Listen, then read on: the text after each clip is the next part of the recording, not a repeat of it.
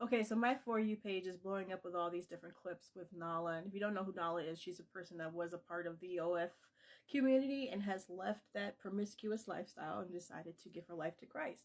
And so she already had a platform, and so now she's kind of telling her testimony to other people. She's not a pastor, she's not a teacher, she's not an ordained minister, but she's just telling her testimony. And so there's a lot of clips going around, and there's a lot of things I can say about those clips. But what I would like to address are the comment sections in some of these clips. Some of these people are downing these women and men that are leaving this lifestyle and coming to the church so bad.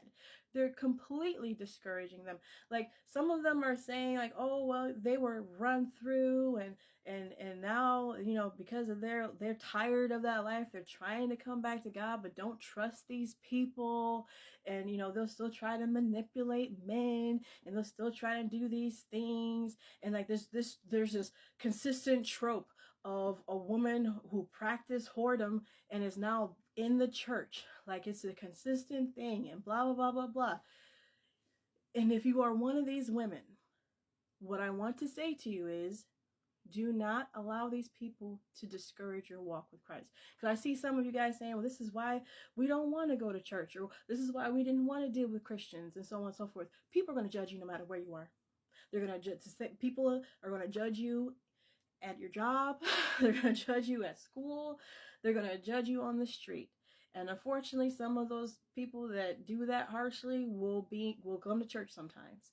But you can't allow people to discourage your walk with Christ. It's about your walk with Christ is your walk with Christ. Don't let people interfere with that and try to pull you away from that.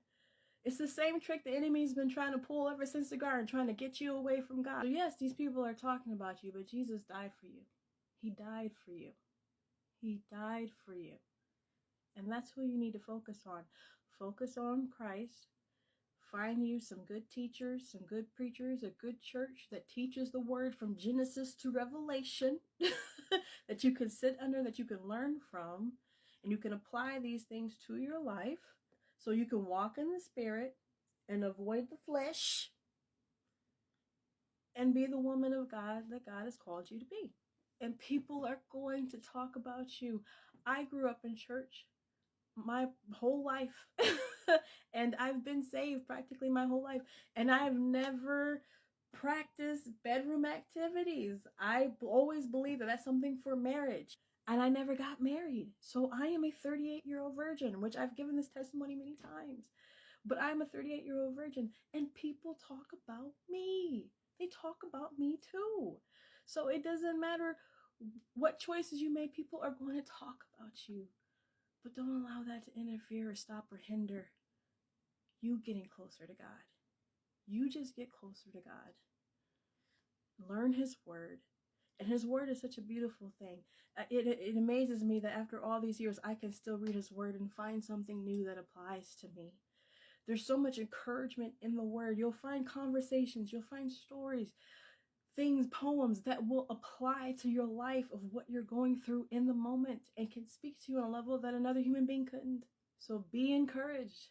Be encouraged. God loves you. And that's all you need to know.